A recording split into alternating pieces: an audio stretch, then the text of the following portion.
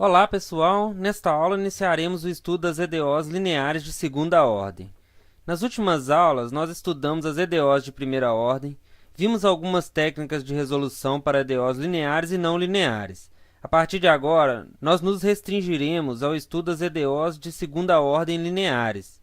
Todas as técnicas desenvolvidas aqui podem ser estendidas para as EDOs lineares de qualquer ordem. Casos de EDOs de ordem superior não lineares não serão tratados nesse momento.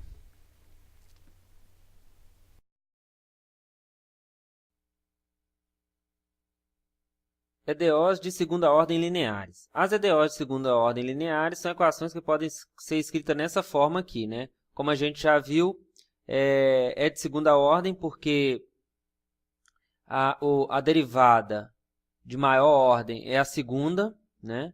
E é linear porque os coeficientes das derivadas são funções de t, aqui é a função constante 1, aqui é a função p de t, e que acompanha a função y também é uma função que só depende de t. E do lado de cá, a gente tem uma função que só depende de t. Uma EDO de segunda ordem linear é dita homogênea se ela pode ser escrita dessa forma. Então, a mesma forma da primeira, só que você tem o termo independente de y aqui igual a zero, certo? Então, essas são as nomenclaturas que a gente tem. Vamos ver alguns exemplos. Então, primeiro, EDO linear de segunda ordem não homogênea, um exemplo é esse daqui, né? De fato, ela é linear, né? Porque o coeficiente aqui é 1, o coeficiente aqui é 4, né? E aqui tem uma função que só depende de t. O termo que acompanha o y', no caso, p de t, é zero. Um exemplo de EDO linear de segunda ordem homogênea é essa daqui, ó. Então, ela não está nessa forma aqui, porque o coeficiente aqui é 1 e aqui o coeficiente é x², mas a gente, obviamente, pode colocá-la naquela forma, né? Basta... Então, você tem essa daqui. Os coeficientes que acompanham y' e a y são todos dependentes apenas da variável independente que é x. E aí, se eu dividir isso aqui tudo por x², eu vou ficar com essa equação, né? X sobre x² é 1 sobre x. Y' mais x² menos 1 sobre xy igual a zero. Então, está nessa forma, né? Aqui, esse coeficiente aqui é o p de x, então a função que só depende de x. Esse aqui é o q de x. E esse daqui é o f de x, que é identicamente nulo. Então, ela é homogênea. E aqui é um exemplo de EDO não linear de segunda ordem, né? Não linear porque o coeficiente do y' aqui depende de y. Então, ela não é linear, certo? Então, vamos lá. Para EDOs lineares homogêneas, o conjunto de soluções constitui um espaço vetorial sobre os reais, ou seja, se y1 e y2 são soluções da equação definidas em um mesmo intervalo, então y igual a c1, y1 mais c2, y2 é também uma solução para quaisquer constantes c1 e c2 pertencentes aos reais. Essa propriedade é conhecida como princípio da superposição de soluções. Então, o que está dizendo aqui? É uma propriedade muito importante das EDOs lineares em geral, que no caso aqui a gente está estudando as de segunda ordem, né? Que ele está dizendo que o conjunto das soluções é um espaço vetorial, né? Ou seja, se eu chamar, né, V igual ao conjunto das y definidas no intervalo da reta, tal que essas funções satisfazem a equação linear, que é a que a gente deu ali,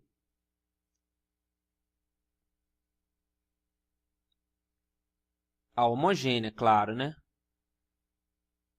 É um espaço vetorial. Então, lembrando lá da álgebra linear, ser um espaço vetorial significa que tem que satisfazer os 8 axiomas, né? Então, a gente pode ver aqui, só para começar, que, por exemplo, a função nula pertence a V, né? Derivada 0 vezes Q de t é 0, a derivada de 0 é 0, vezes P vai dar 0, e a derivada de segunda de 0 é 0, então isso vai dar 0. Então, 0 pertence a esse espaço. E mais outra propriedade, que é a que está sendo explicitada aqui, é que uma combinação linear, né? Quer dizer, se y1 e y2 pertencem a V, então qualquer combinação linear dessas funções, né, C1, y1 mais C2, y2, também pertence a V, né? Isso é chamado de princípio da superposição de soluções, né? Isso aí é fácil de verificar, né? Como é que eu verifico isso? Então, vou só expandir aqui para a gente trabalhar com mais espaço. Então, vamos ver essa propriedade 2 aqui. Se y1 e y2 são soluções, significa que elas satisfazem a equação, né? y1, duas linhas, mais p. Vou omitir o t para simplificar a escrita. y1, linha, mais q. Mais q, y igual a 0. E a gente tem também que y2, duas linhas, mais p, y2, linha, mais q, y é igual a 0. Então, isso aqui a gente tem se elas são soluções. Então, se y é isso daqui, então quanto que vai ser? Então, se y é igual a C1, y1 mais C2, y2, isso implica que a derivada vai ser a constante onde eu não derivo, derivada de y1 mais C2, y2, linha. E a derivada segunda vai ser C1, y1, duas linhas, mais C2, y2, duas linhas.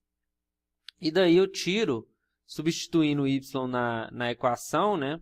Nessa equação aqui, eu vou verificar que ela pertence a V, né? Então, como é que vai ficar? Y, duas linhas, mais P, y' linha, mais Q, y, é igual. Quem eu estou chamando de y aqui? Eu estou chamando isso daqui. Então, vai ficar, quem é y2, duas linhas? C1, y1, duas linhas, mais C2, y2, duas linhas, mais P vezes y', quem é y'? É C1, y1 linha, mais C2, y2 linha, mais Q vezes o y, que é C1, y1 mais C2, y2. Aí eu posso agrupar isso, né? Quanto que vai dar isso daqui? Ó, C1, y1 mais P, C1, y1 linha, mais Q, C1, y1. Então, vou fazer um grupo aqui. Então, isso tudo, eu vou juntar quem tem C1, tá vendo? Então, isso tudo vai ficar assim. C1 vezes y1, duas linhas, mais PY1 linha, mais QY1. E juntando quem tem C2, eu formo esse grupo aqui, que é Y2, duas linhas, mais PY2 linhas, mais QY2, né? E isso daqui, como por hipótese é 0, isso aqui é 0, então isso tudo vai ser 0. Então, pronto, o que eu verifiquei foi isso daqui, que se y1 e y2 estão nesse conjunto, né? Ou seja, satisfaz essa equação, uma combinação linear deles também está nesse conjunto, ou seja, satisfaz essa equação.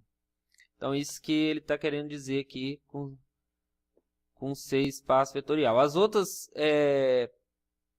Então, aqui a gente verificou basicamente que essa segunda aqui, que esse conjunto é fechado para soma e multiplicação por escalar, né? E aí as outras propriedades são imediatas, seguem das propriedades de funções quaisquer, né? Aí eu vou deixar para vocês verificarem as outras propriedades de espaço vetorial.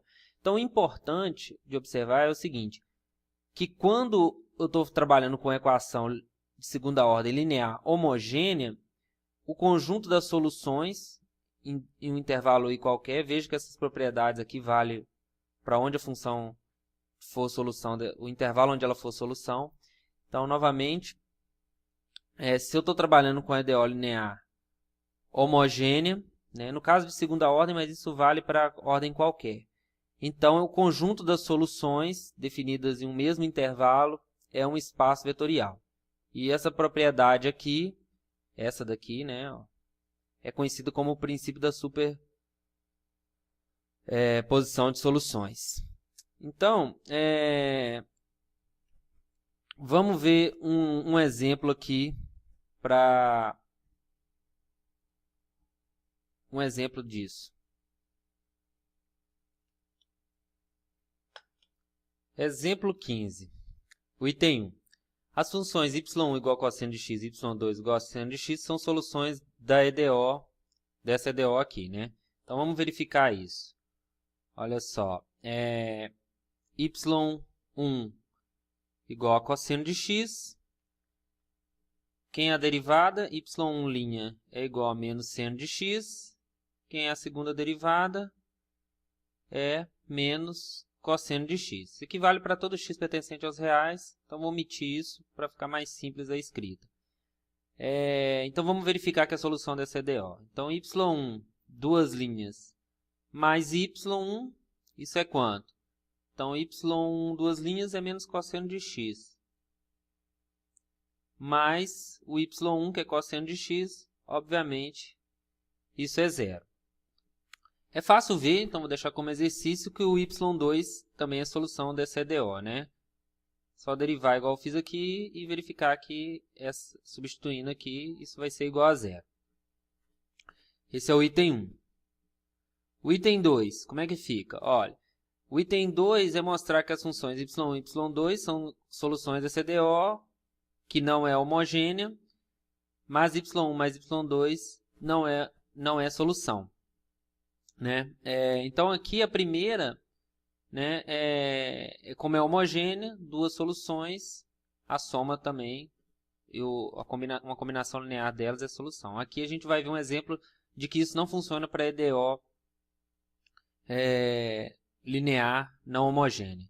Então, vamos ver aqui, ó, y1, quem é? 1 mais cosseno de x. O y2, linha, vai ser y1 vai ser menos seno de x e o y1, duas linhas, é menos cosseno de x, certo?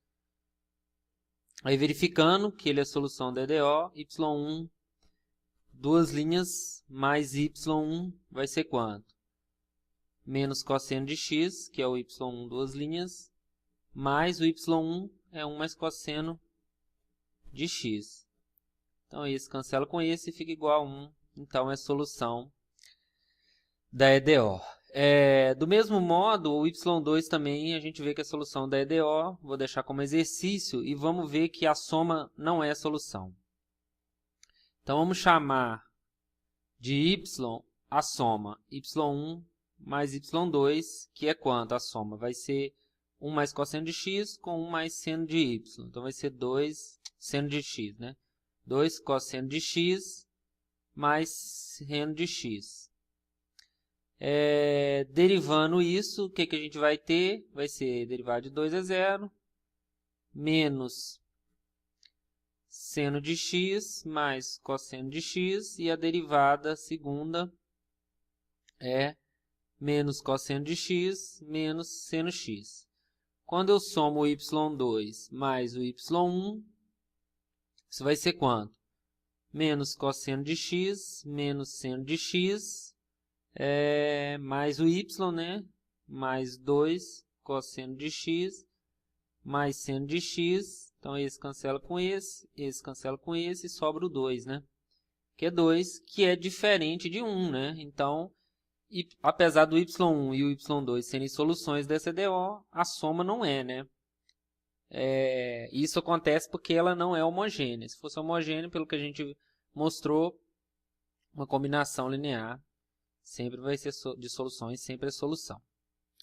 E o exemplo 3 vamos mostrar que a gente tem duas soluções de uma EDO, que nesse caso aqui não é linear, né?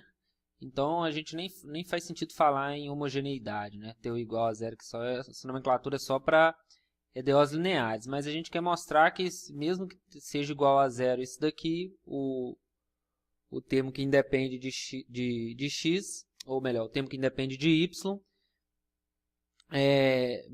ainda assim a gente não tem o princípio das superposições. Então vamos ver, y1 ali é x², certo? Então y1' vai ser 2x e o y1 duas linhas é igual a 2. Vamos ver que a solução y1 vezes y1 duas linhas vezes y1 menos x vezes y1' vai ser quanto? Ó, y vai ser duas linhas 2 vezes o y1 que é x² menos x vezes o y' que é 2x. Obviamente isso é zero, né? Que aqui vai dar 2x². Então é a solução da EDO não linear. E o y2, que é 1, então o y2' é igual a y2, duas linhas, que é 0. E, obviamente, ele é solução, essa constante igual a 1 é solução dessa EDO aqui, né? X, y1', y2'. Isso vai ser 0, por quê? Porque o y2, duas linhas, e o y2' são 0. Então, aqui vai dar 0 e aqui vai dar 0. Então, isso é 0. Então, esses dois são soluções dessa EDO. Mas a soma, vou chamar de y, que vai ser o quê? x² mais 1 não é solução, né? Vamos ver. Derivada é 2x e a derivada segunda é 2. Y, duas linhas vezes y, menos x, y' vai ser. Então, é 2 vezes x² mais 1, menos x vezes y', que é 2. 2x, não é isso? 2x, isso. Isso vai ser igual a quanto? Isso vai ser igual a 2x² mais 2 menos 2x², cancela.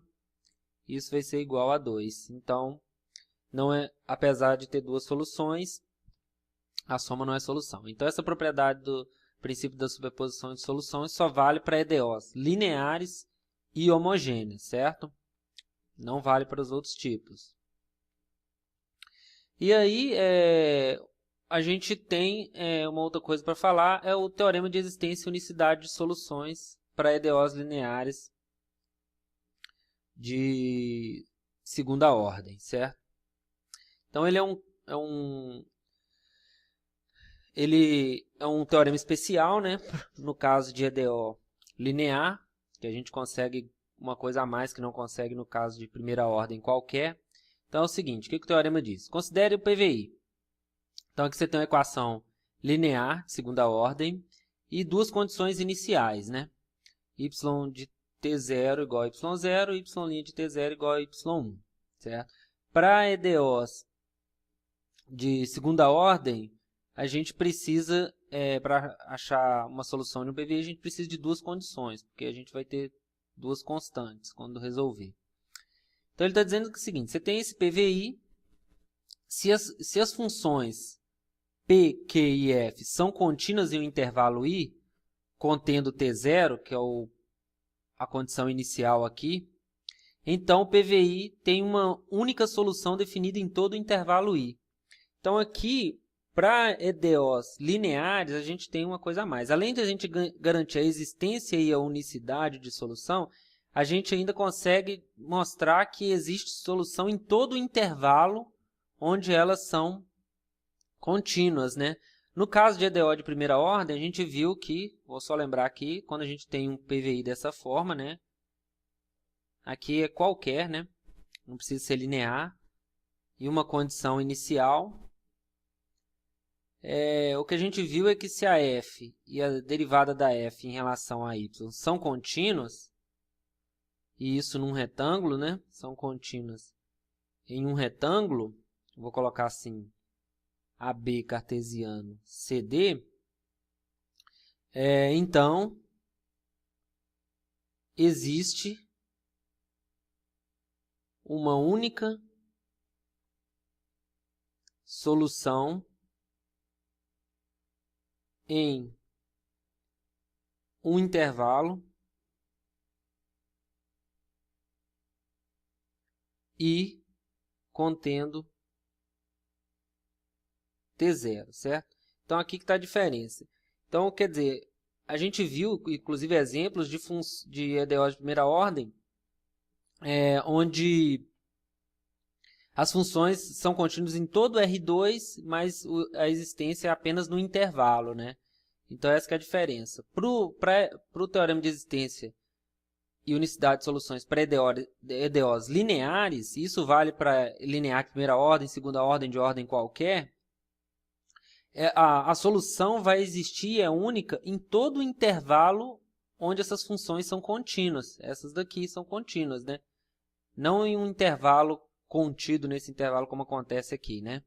Então, quer dizer, o que acontece nesse caso aqui é que esse intervalo pode ser menor que esse intervalo AB. Né? E aqui não, aqui vai ser o mesmo, né? Então, essa que é a diferença. Então, vamos ver um exemplo aqui. Então, exemplo 16... ele quer saber o seguinte. Exemplo 16. Encontre o maior intervalo no qual a solução do PVI certamente existe. Então, esse é o PVI. E mostre que y1 igual a x e y2 igual a x ao cubo são soluções do EDO, mas não são soluções do PVI. Então, para achar o maior intervalo onde a solução existe desse PVI, a gente vai usar o teorema de existência e unicidade de soluções, né? A gente não precisa resolver o PVI para saber, quando é no caso de EDO linear, para saber o intervalo de validade da solução. Então, vamos lá. Então, a primeira coisa, eu vou colocar o PVI na forma do teorema, né? Que eu vou dividir, então, tudo aqui por x², porque aqui o teorema só vale para EDO nessa forma, né? Ou seja, o coeficiente do y duas linhas é 1. Essas são as condições do teorema. Então, aqui vai ficar y2 menos 3 sobre x, né? X sobre x². Fica x embaixo. Y' mais 3 sobre x², y igual a 0. E a condição inicial é y1 igual a 2, y' de 1 igual a 1. Então, o que eu tenho que verificar para saber o maior intervalo? Verificar qual o maior intervalo, né, onde as funções P, Q e F são contínuas, né? O maior intervalo contendo a condição inicial, que no caso aqui é x igual a 1. Então, note que P de x, na notação do teorema, né, é menos 3 sobre x, Q de x é igual a 3 sobre x² e F de x é a função nula. Elas são contínuas simultaneamente, né? Elas são contínuas para todo x diferente de 0, certo? Elas são contínuas. Essa é para todo x diferente de 0, essa é também para todo x diferente de 0. Essa daqui é para todo x real, só que vamos colocar o mesmo domínio, né? X diferente de 0. Note ainda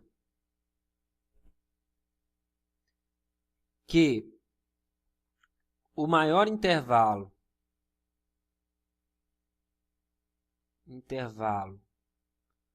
contendo x igual a 1, que é a minha condição inicial, onde as funções são contínuas,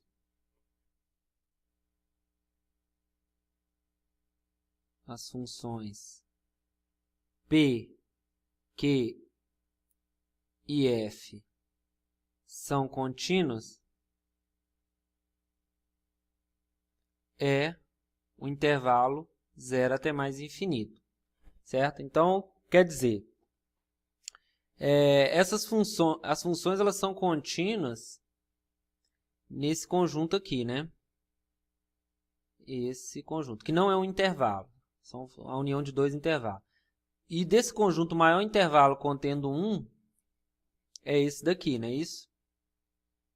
Então, elas são contínuas em todo esse intervalo. Então, observei o seguinte, note que P, Q e F são contínuos para todos os x diferentes de zero, e note ainda que o maior intervalo contendo x igual a 1, onde as funções P, Q e F são contínuas, é 0 mais infinito. Logo,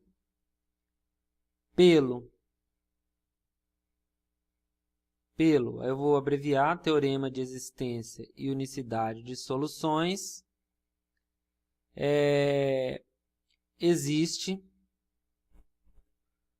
uma única solução do PVI em todo o intervalo, que foi o que eu encontrei, o maior intervalo, 0 mais infinito. Então, tá vendo? O teorema de existência e unicidade de soluções me garante que dentro desse intervalo aqui existe uma única solução para esse PVI. Certo? Então, com isso, usando o teorema de existência e unicidade de soluções, a gente consegue mostrar o intervalo de validade, intervalo máximo de validade desse PVI aqui, sem precisar resolver ela. Depois a gente vai ver como resolver DOs lineares de segunda ordem. Agora resta mostrar isso aqui, não é isso? Mostra que y1 igual a x e y2 igual a x ao cubo são soluções do EDO, mas não são soluções do PVI. Então vamos ver isso aqui, só para finalizar. Então eu já mostrei onde que é o intervalo de validade, agora vamos mostrar que são soluções do EDO, mas não são soluções do PVI. Então para mostrar que a solução do EDO é fácil, né? y1 vai ser x, o y1 linha de x é 1 e o y1, duas linhas, é 0. Então, x ao quadrado, y1, duas linhas, mais y1, duas linhas, menos 3x, y1, linha, mais 3y1, isso vai ser quanto? Isso vai ser 0 vezes x quadrado é 0, menos 3x vezes 1 vai ser menos 3x, mais 3x, que é 0. E o y2? O y2 é x ao cubo, né? Então, o y2, linha, é 3x quadrado, e o y2, duas linhas, é 6x. Então, substituindo, x ao quadrado, y2, duas linhas, menos 3x, y2, linha, mais 3y2 vai ser igual a quanto? X quadrado vezes y ao quadrado, y2, duas linhas, é 6x ao cubo, menos 3x vezes y2 linhas, vai ser 3 vezes 3, 9, x ao cubo, mais 3 vezes x ao cubo, 3x ao cubo, e isso, obviamente, é 0. Então, a gente viu que as duas são soluções da EDO. Então, a gente conseguiu duas soluções distintas dessa EDO de segunda ordem. E vamos ver que nenhuma delas é solução do PVI. Y1, 1 é 1. Então, já não vai ser solução do PVI. Y2 de 1 vai ser também 1, que é 1 ao cubo. Então, logo, y1 e y2 são soluções da EDO, mas não